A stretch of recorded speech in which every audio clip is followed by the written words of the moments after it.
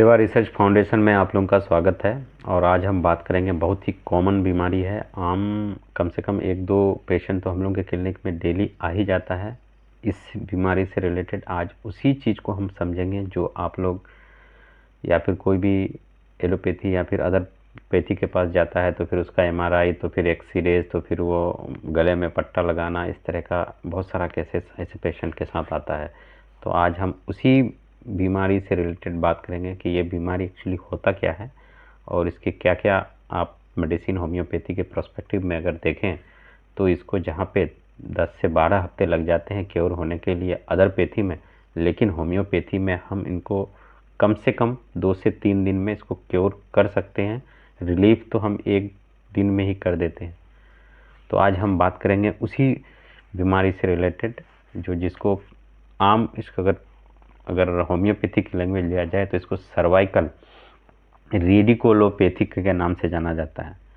तो अगर हो सकता है कि आपको ये नए लगे, ठीक है। सर्वाइकल रेडिकोपैथी एक्चुअली जो पिंच नर्व होता है यहाँ पर, ठीक है, तो इसके दब जाने से या इसकी में इन्फ्लेमेशन होने से या फिर अगर आपके स्पाइनल कॉर्ड्स में या फिर डीजनरेशन का प्रोसेस शुरू हो जाता है, जिसमें आप देखिएगा, आप अगर एक्सरे कराते हैं इसका तो आपको दिखेगा कि C3, C4, C5 इसमें डीजनरेशन है, ठीक है। तो ऐसे केसेस में उस नस का अगर दब जाता है तो जहाँ पे आपको चक्कर हो सकता है, आपको पेन हो सकता है, और वो पेन एक बाजू तक, आपके एक उंगली तक एक्सटेंड कर सकता है।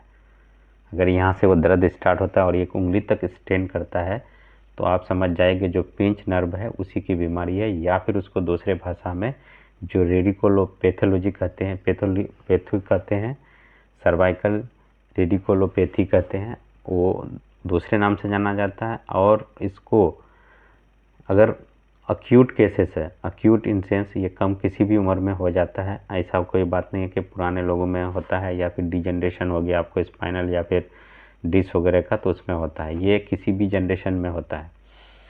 तो ये अक्यूट केसेस को जो ऑल अदर लोग हैं, जो अदर पैथी के लोग हैं, उसको एंटी इन्फ्लामेटरी मेडिसिन देते हैं या फिर स्टेरॉयड का यूज करते हैं, ठीक है, ये स्टेरॉयड का यूज करते हैं वीकली। तो आज हम होम्योपैथी की उसमें समझेंगे और मैं यहाँ पे एक ये लगा दे रहा हूँ जिसमें आपको समझ में आएगा कि ये किस तरह से आप उसको समझ सकते हैं कि ये कहाँ से शुरू होता है और ये कैसे एक्सटेंड करता है। तो होम्योपैथी में हम इनको तुरंत ये कर सकते हैं, ऐसा कुछ भी नहीं है। अगर इन केस आपके पास पेशेंट आ जाता है और आपके पास इन सारी समस्याओं को अगर बताता है, अगर वो कहता है कि चक्कर है या उल्टी है, ठीक है, सर दर्द है या फिर सर चकराता है या फिर घूमता है, ठीक है, तो आप उसको डिफ्रेंशिएट करें कि कहीं इसका डिजनरेशन तो नहीं है या फिर इसको सर्वाइकल रेडिकुलोपैथी तो है। अगर एक हाथ तक आता है, ठीक है, या 2, 3, 4, 5 उंगली इस ऐसे में झंझनाहट होता है तो पहली मेडिसिन पायरिस कॉर्डिफालिया को आप देखेंगे, ठीक है। जैसे ही आप उसको एंटीमाइजेमेटिक के बाद पायरिस कॉर्डिफोलिया मेडिसिन अगर आप देते हैं तो 1-2 डोजेस में ही फ़र्क पड़ जाएगा उसको। जो हाथ तक जो एक्सटेंड दर्द यहाँ से आते हुए जो एक्सटेंड करता है यहाँ, ये चाहे कोई भी साइड हो, आपका लेफ़्ट साइड हो, राइट साइड हो, ये कॉमन दवाई है। आपको अगर इसमें कोई भी सिम्टम नहीं देखना है, उसका एक ही सिम्टम होता है पेन या नमनेस। अगर हाथों तक एक्सटेंड करता है, उंगलियों तक करता है तो आपके पास पायरिस कॉर्डिफोलिया मेडिसिन है। और इसमें एक मेडिसिन की खासियत यह है कि इस बीमारी से उस पेशेंट में डिप्रेशन आने लगता है, तो ये मेडिसिन डिप्रेशन की भी बहुत बड़ी दवाई है, ठीक है। तो ये पायरिस कॉर्डिफोलिया जैसे ही दीजिएगा उसके पेन भी, उसके नमनेस जो झंझनाहट है वो आहिस्ते आहिस्ते जाने लगेगी। अब अगर आपके पास कुछ रिपोर्ट है या रिपोर्ट नहीं भी अगर है तो आप इनको 3-4 मेडिसिनों के अंदर में देख सकते हैं। अगर आपको कॉन्स्टिट्यूशन मेडिसिन देखना है इसका तो 3 मेडिसिन आप देखें। आप कॉन्स्टिट्यूशन में कैलकेरिया को देखें, कॉन्स्टिट्यूशन को लाइको में देखें, ठीक है, या नाइट्रिक एसिड में देखें। और 3 मेडिसिन इसके कॉमन है जो आप सिम्टम के आधार पे, अगर मान लिया कि वो दर्द नीचे तक एक्सटेंड करता है, ठीक है, तो लॉन्ग बोन की सबसे बड़ी दवा मिजीरम, एसिड पिक्रिक थूजा। और उसका दर्द अगर नीचे से लेकर यहाँ तक एक्सटेंड करता है, बैक तक भी जाता है, अगर जाता है पूरा, ठीक है। तो अब कितना तक जाता है, अगर थोड़ा सा जाता है तो आप पिक्रिक एसिड को देख सकते हैं।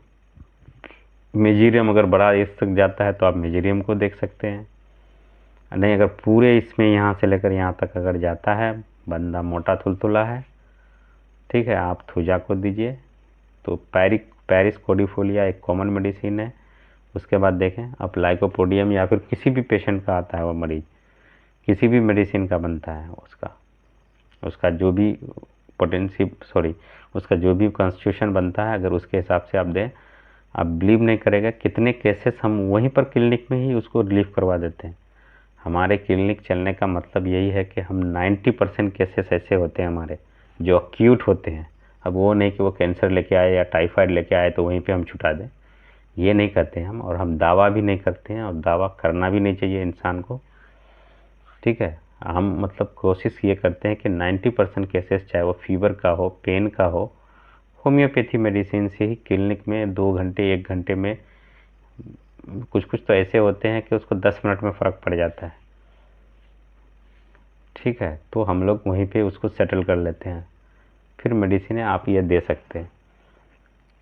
अब इसमें एक चीज़ होता है कि अब डीजनरेशन अगर कभी कभी हो जाए, ठीक है, अब जहाँ पे बहुत सारे केसेस आप देखिएगा कि खास के जो सर्वाइकल है, अब तो इन सर्वाइकल जिसको इनकोंडलाइटिस होता है, सर्वाइकल इनकोंडलाइटिस हुआ, ठीक है। तो अब ये तो एक है आपका ऑटो इम्यून डिजीज़।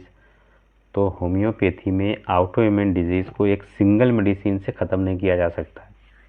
अगर कोई दावा करता है, कोई डॉक्टर ये कहता है कि मैं सिंगल मेडिसिन से, होम्योपैथी से, है ना, एक मेडिसिन मैंने दिया और होम्योपैथी की एक मेडिसिन दिए और ऑटो इम्यून डिजीज़ को मैंने ख़त्म कर दिया, तो या तो वो झूठ बोल रहे हैं, ठीक है, या फिर वो प्री प्लान्ड कोई प्रोग्रामिंग है उन पेशेंट के साथ जो उसके कैमरे में कर रहे हैं।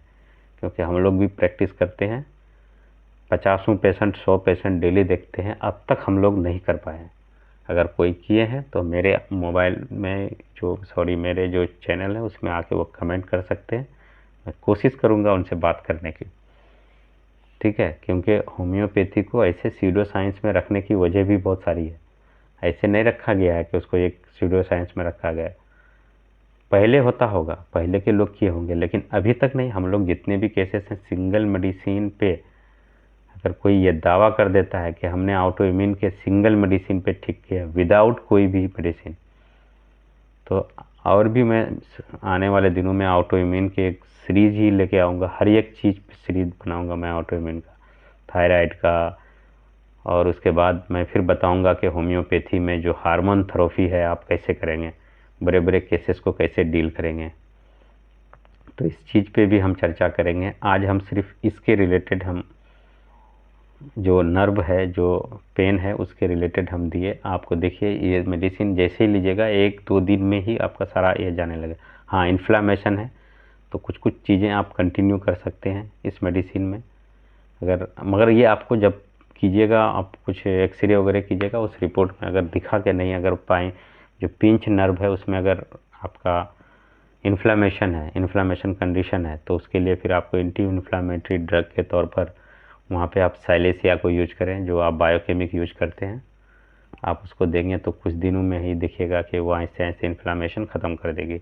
बाकी ये मेडिसिन हमने आपको बताया, आप बड़े पोटेंसी में जो भी आपके पास पोटेंसी जो यूज करते हैं आप उसको आप यूज कीजिए, ठीक है। लेकिन पैरिस कोर्डिफोलिया कॉमन मेडिसिन है, ठीक है। ये मेडिसिन दोनों में है आपका, जहाँ पे आपका रेडिकोपैथोलॉजी पैथी में या फिर सर्वाइकल इन्कोंडलाइटिस में, है ना, इस तरह के यहाँ से रिलेटेड, और वो हाथों तक एक्सटेंड करता है। इसके लिए कॉमन मेडिसिन है, बहुत बड़ी मेडिसिन है, आप इसका यूज कर सकते हैं कॉमनली बगैर सिम्टम के, ठीक है। आपको तुरंत 24 घंटे में रिजल्ट क्या, उसको 10-15 मिनट में अगर 2-3 डोज अगर आप कंटिन्यू दे दिए 10-10 मिनट में, फिर आप आधे घंटे में पेशेंट को पूछिएगा तो फ़र्क पड़ जाएगा पेन में।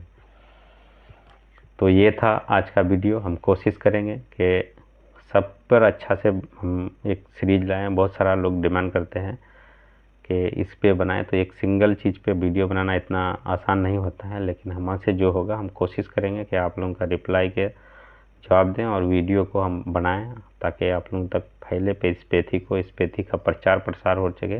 अब तक जो ये सिर्फ झोलू में रह गया था, है ना, डॉक्टर जो सिर्फ क्या बताते हैं हमको तो समझ में नहीं आते हैं, ठीक है, कि वो कुछ एक्सटेंड ही नहीं कर पाए उसको।